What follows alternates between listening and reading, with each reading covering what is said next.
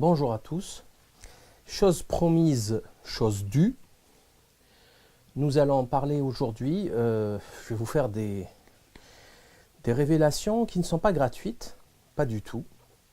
Elles sont explosives, catastrophiques, mais je suis obligé de les faire parce que nous cumulons depuis quelques mois, on va dire une année maintenant, les preuves à l'appui, qu'on se fait insulter de tous bords par Alain Soral et Dieudonné Mbala Mbala.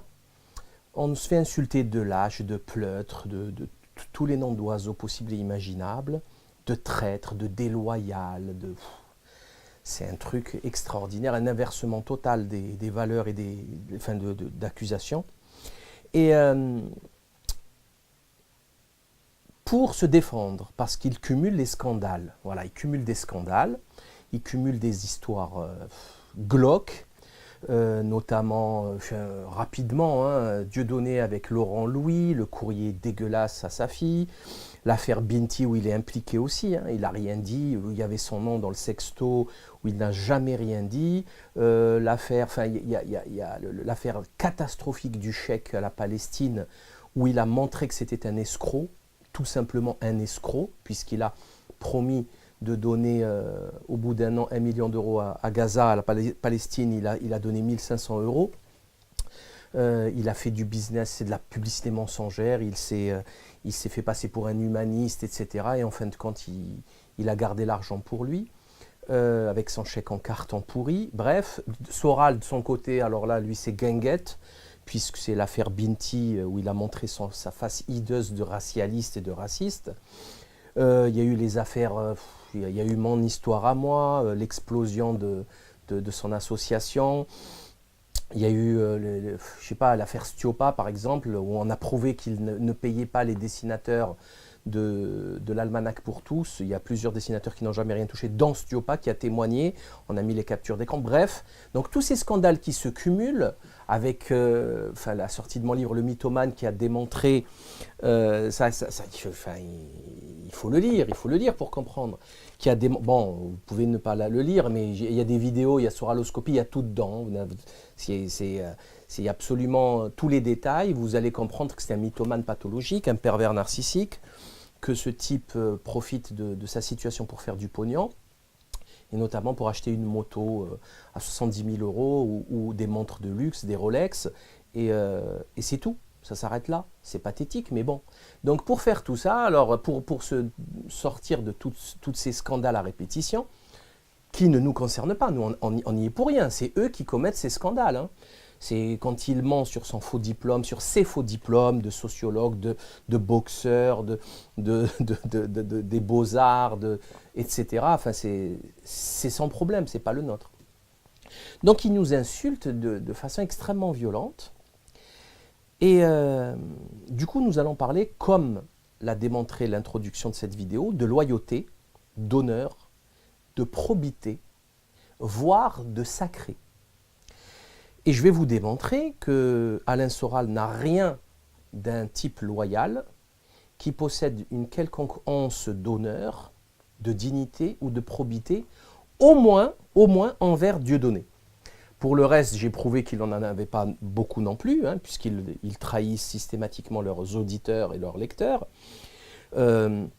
en profitant de leur naïveté. Mais je vais vous laisser. Bon, ils vont essayer de censurer cette vidéo encore une fois, parce que Dieudonné, bon, maintenant c'est son sport favori, la censure. Ils ont essayé de censurer mon site, lui et Soral, mes vidéos, YouTube, etc. Même sur YouTube, ils censurent maintenant.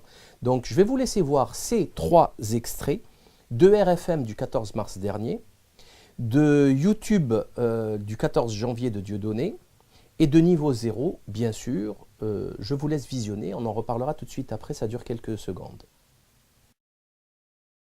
Souvent des bruits qui courent, des gens font courir. Il y a des gens qui essayent, c'est marrant, ils fabriquent des choses pour essayer de... C'est assez naïf d'ailleurs, parce que c'est souvent mal fait, ça manque d'authenticité, mais c'est toujours, encore une fois, l'ancien système. C'est l'éternel divisé pour régner, je crois. Ouais. Mais par le mensonge et par le... Bon, en tout cas, je crois qu'on a appris pas mal sur la nature humaine ces dernières années. Ouais, ouais.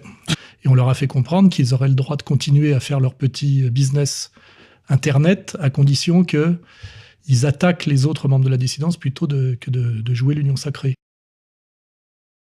Et il se voit aujourd'hui attaqué par une flopée de traîtres, de soi-disant de pseudo-résistants, collabos, de lâches, de fourbes, ceux qui subissent d'ailleurs, ils ne subissent aucun procès, ceux qui s'attachent aujourd'hui à Alain, ils pleurent à longueur d'année sur leurs petites conditions. En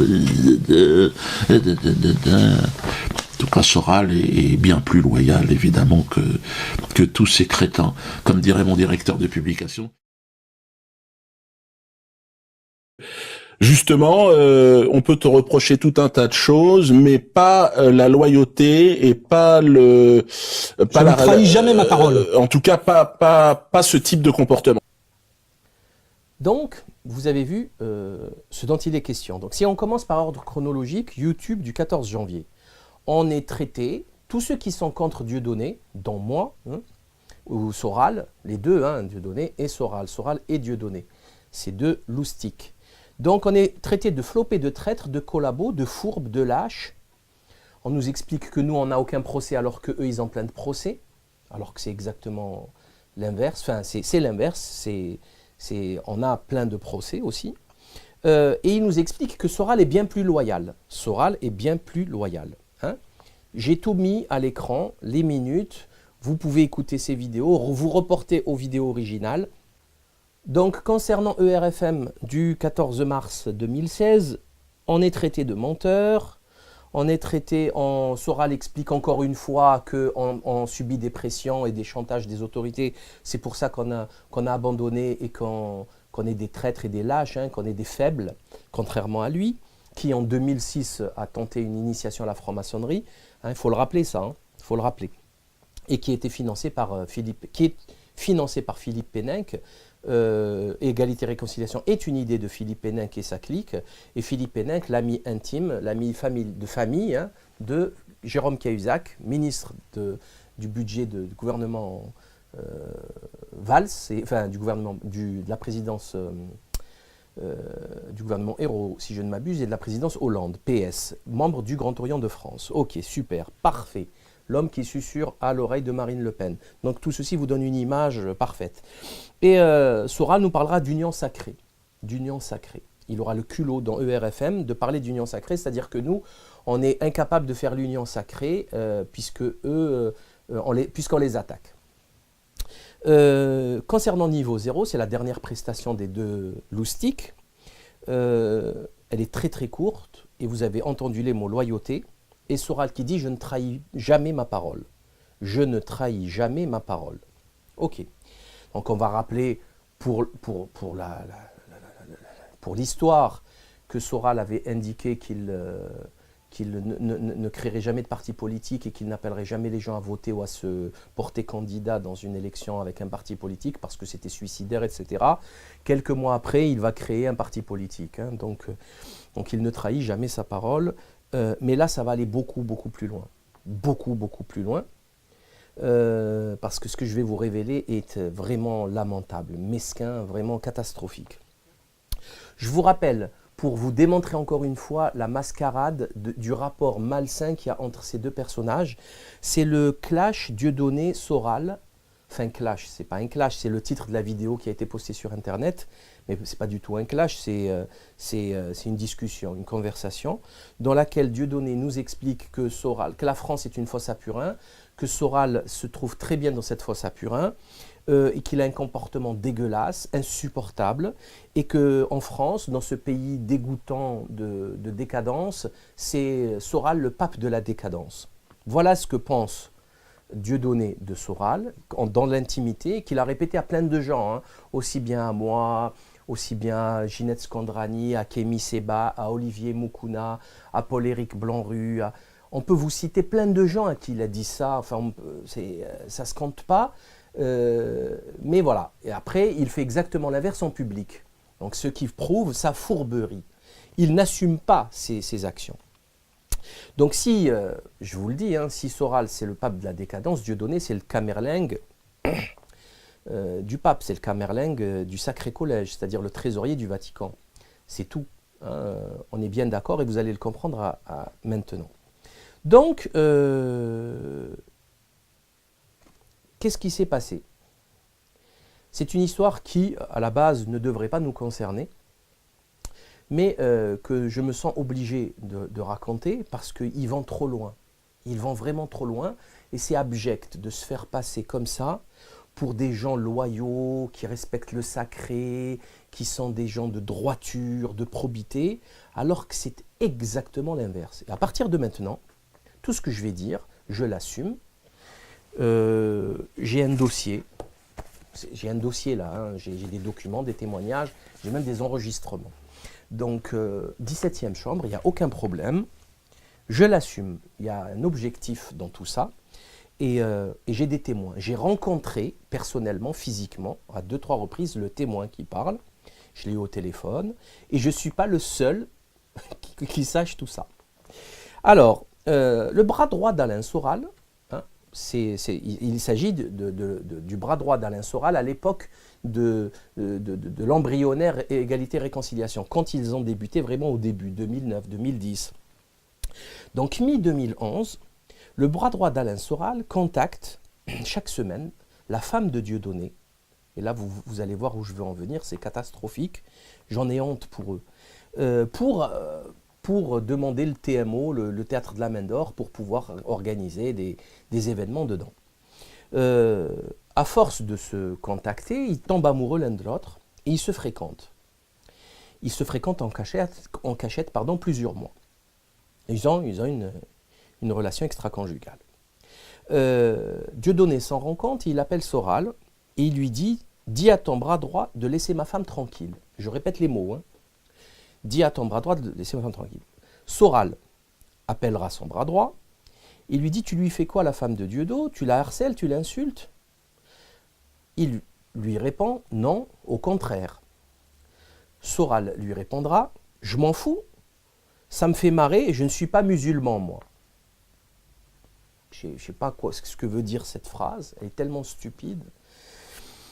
Comme si les chrétiens ou comme si un homme sans religion, il pouvait faire des trucs aussi dégueulasses et trahir la confiance des autres.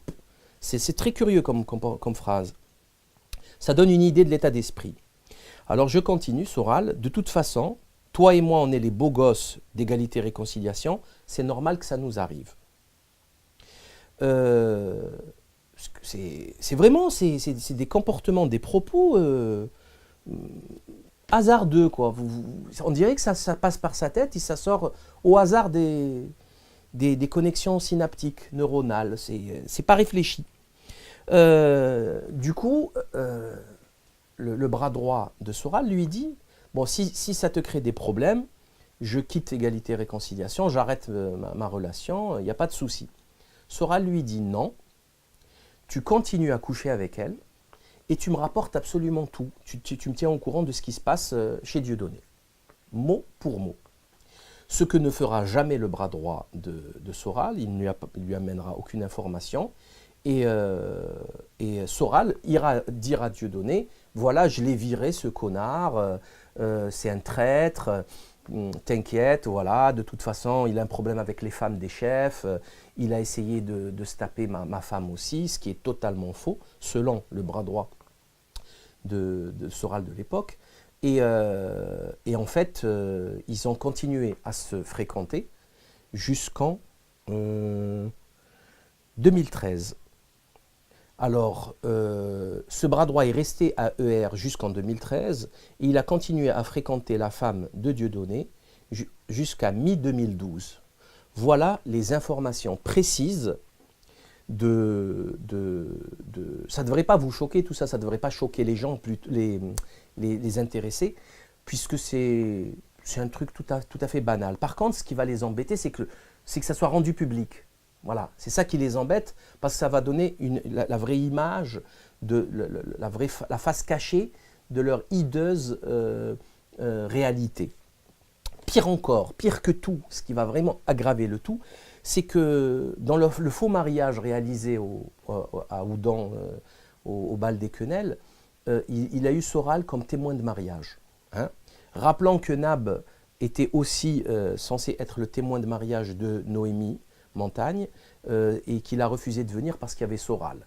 Donc Nab à l'époque, il était très bien avec Dieudonné, hein, donc faut-il le rappeler. Donc tout ça pour dire que ces gens-là ont des comportements de jet-setters, de l'intelligentsia décadente, parisianiste, ok? DSK, c'est rien, quoi, ça ne les choque pas en réalité.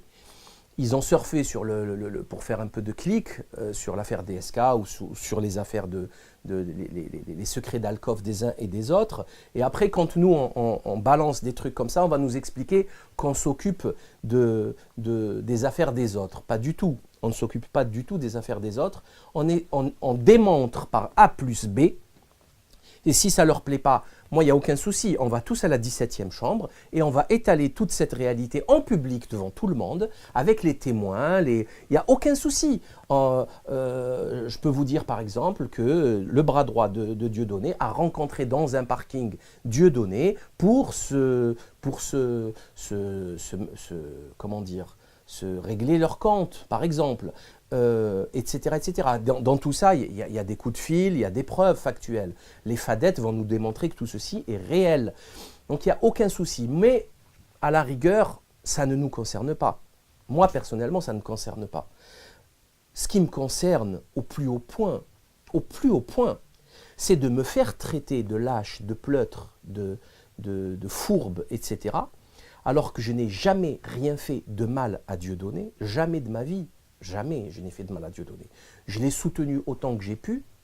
Hein, à Marseille, qui c'est qui lui réglait ses problèmes de... Hein, c'est qui comment on appelle ça, à l'Ishtar, au Palais des Congrès, la première fois qu'on s'est vu, quand il venait comme un misérable dans son bus pourri à la place de la Joliette, ils étaient tout seuls, il faisait 60 par 60 personnes. À l'époque, il ne faisait pas le malin. Maintenant qu'il remplit des zéniths de plus en plus vite d'ailleurs, il devient insultant. C'est ça. J'ai même fait une conférence dans son théâtre et je lui ai donné toutes les recettes à Dieudonné. Et il nous traite de lâches maintenant. Ça se dit, ça se fait. Hein, en prenant pour allié un type qui a mis un homme, même si il en a profité, c'est pas lui qui l'a mis, mais il en a profité après. Il a mis un homme dans le lit de sa femme. Et il l'a manipulé de la façon la plus grossière. Et pour vous compléter le schéma, personnellement, moi, j'en ai parlé de cette affaire avec Dieudonné. Si vous voulez être encore plus choqué. Et il ne l'a pas infirmé, hein, il n'a pas démenti. Ces gens-là,